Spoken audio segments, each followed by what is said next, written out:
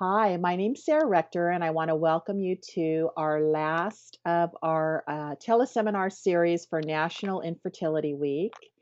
And I'm a marriage family therapist, and my specialty is infertility, reproductive issues, because of my own personal experience going through infertility. And I had found several things that really helped me, coping mechanisms and different tools.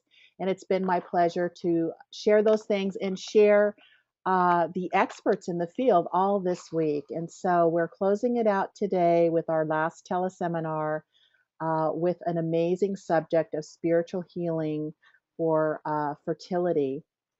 I came to this work because of my own personal experience.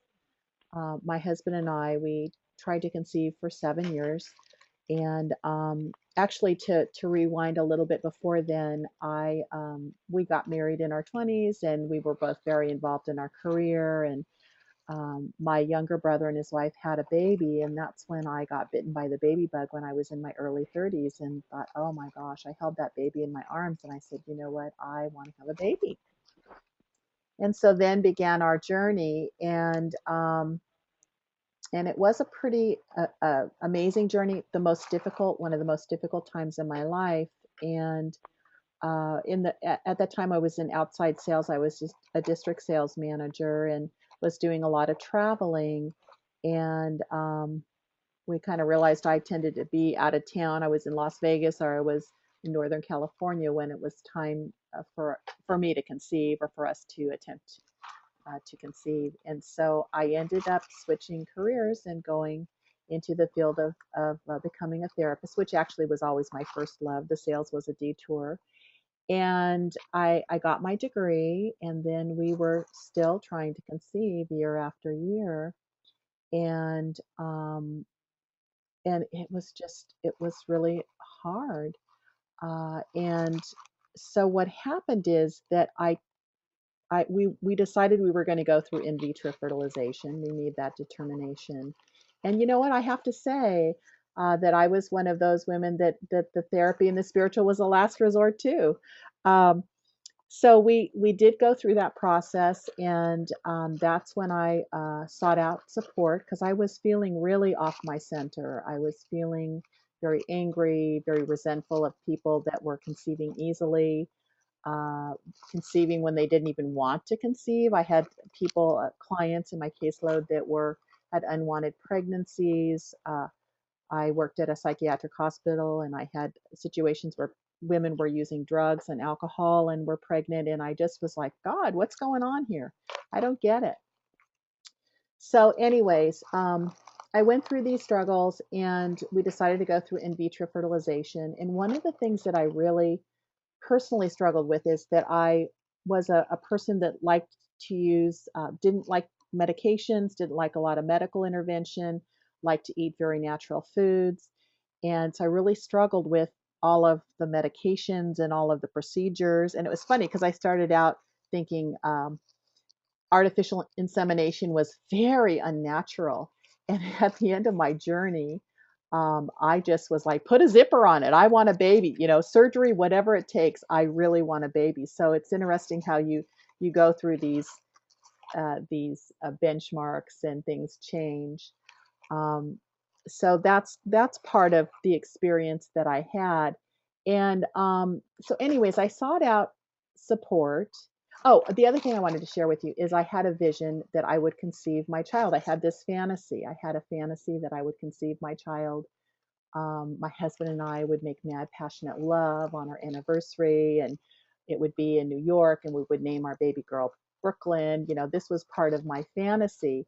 And what happened is it wasn't part of my reality, obviously. Here I was with a man in a lab jacket and rubber gloves, and my legs were up in stirrups, and I was laying in a doctor's exam room. And so it really, for me, took away the spiritual component of conceiving a child through the connection between myself and my husband. So I was really struggling with that. So when we went through the in vitro fertilization, what I came to was utilizing all of the tools and skills that I had learned through my master's program, through my psychology program, and also the clinical work that I was doing with my clients and the workshops that I had gone to. I actually had an opportunity to study with Joyce Mills, who's an amazing therapist and healer, and she had studied with the Indians and learned about how to create these amazing rituals. So she had shared that with me. And so when I was going through the in vitro, I decided I'm going to create a ritual. I'm going to create a ceremony, and this is how I can feel empowered. And so that's exactly what I did. And it was a multisensory approach, which seems to really connect up with what you were talking about, Kelly. And so I identified what my fertility color was. And that was what I visualized. And then I thought about what is a smell that makes me think of fertility or makes me feel fertile. And the smell is really important because the smell is the most direct route to the brain. And so I came up with vanilla and orange and lavender. And then I thought about what sounds are fertility sounds. And so then um, I came up with chanting. There was some great goddess chanting music. So that was part of what I came up with. And then I thought about kinesthetic, what touch? So wood grain. So let's see, did I hit all of them? I think I did. Vanilla was the taste. And so then so what I did is I got candles and I got my essential oils, my fragrance. I turned on my music. I also utilized guided imagery after I had gotten my injections. And so this was everything I set up before my husband gave me my injections. And I started to visualize what I wanted the medication to do for me as before he was injecting me and what it would do after he injected me with these medications, these fertility drugs. And I created this amazing ritual that helped distract me from getting a shot in my butt. And it put me in a really positive mindset. And it worked. It worked. I was really blessed. My daughter was conceived through in vitro fertilization the first time. And actually, she's turning 17 Monday. Um, and so it worked for me, and it was incredible because I felt for the first time in a long time I felt very, very empowered, and I felt like I was able to do some things for myself to counteract the medical aspect of the fertility process I was going through. So I did this, and my daughter was conceived, and then I ended up getting into this work, working with individuals. I was asked to lead the Resolve groups and became very involved with Resolve, which is a national infertility association. They have an incredible website, and they are an incredible resource.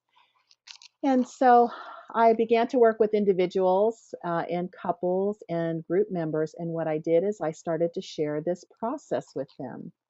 And they they really embraced it, and they were creating their own ceremonies. That's an important piece, that you tailor make it to what your needs are and what your spiritual or religious beliefs are. So they were creating all these wonderful ceremonies. Sometimes they included their husbands in certain ways, and they gave me actually a lot of really great ideas. And they were successful. uh, about a little bit over 90% of the people that I have been working with in the last close to 15 years have conceived, which are um, pretty good statistics, since with in vitro fertilization, the percentage, it's 30% effective. And I have to say that, some of the women, it was their second or third or fourth IVF, and they actually were using other fertility treatments too. And I'm not a statistician or a researcher, so um, I would be hard pressed to produce hard data on that. But um, that's my sense is and I just know that the women conceive. And then I have had a percentage of clients that have gone on to adopt, and some have chosen to be child free. But what happened is the feedback that I got several times, which was really surprising, is women that had gone through and created their own ceremony and ritual. They said, "Oh my gosh, I was looking forward to my injections every night," and that really surprised me. And they just talked about the difference between using what I call positive intention conception. That's this whole ritual ceremony that is created, and even beyond that. Um, it caused they looked forward to it, and it was so much better than how they experienced their treatment cycle before, where they it was filled with negativity, and they were, negatively anticipating being injected. It hurt, and is this going to work? It really changed their mindset and their thinking process, and actually what was going on in their body too, because it really helped them relax and it made them feel good. So with their input, then what happened is that I enhanced things, I added things. One of the things they said is after the treatment cycle, they were sad and they still had the 2-week wait before they found out whether or not the treatment cycle had worked. And so then we incorporated in, they would create a new ceremony or ritual while they were waiting that usually involved the husband massaging or the partner massaging um, the person that was being injected, and just having time to talk about things. One couple, they had these little stones. I think you probably have seen them with words on them. And so they had purchased those, and her husband wasn't a big talker, which is quite common. And so what they would do is they would pick two stones, and then they would light candles, and the stones would represent what they were wanting and needing that particular evening. And sometimes there would be just a little bit of dialogue about the stones that they picked. So just amazing experiences and stories that people have shared along the way. And then what also is another component of positive intention conception is that I ask um, the women and sometimes men, depending on who's joining us, I ask them to create a fertility space. I ask them where in their home is the area that they feel most supported in their fertility, and that's where I advise them to do the injections each time, is to go to that particular place. And then what I encourage them to do and recommend them to do is to create a fertility altar. Call it different things: fertility altar, sanctuary. And they create a space that has their fertility color or colors, and candles are an important component, in scent. And a lot of times, people going through infertility, we have a lot of good luck charms. We have different things. Rose quartz crystal is a fertility stone, and there's different plants that are considered to be fertility plants. And so I encourage them to gather those symbols and put them in that particular space, and then also maybe add some things in. And so that's been really a great process. And women have brought in pictures of their fertility sanctuaries, and that's really fun to share. Although I don't do that, I want a woman to figure out what her space is before she sees what others have done. And so that's how that works. And then I've had men too. I've had men when I've worked with couples, and I've asked them, well, what is your fertility color? And one of my favorites was, he said it was red, and I said, wonderful. And then I said, well, what's your fertility symbol? And he said, a red-headed woodpecker. And I just thought that was just so fabulous and so male. And these symbols are just so powerful. And when we go through infertility, there's so much negative experience we have. There's so much failure we experience cycle after cycle that we're not pregnant. It affects our feelings about our sexuality. It affects our sex life. We get these negative diagnoses.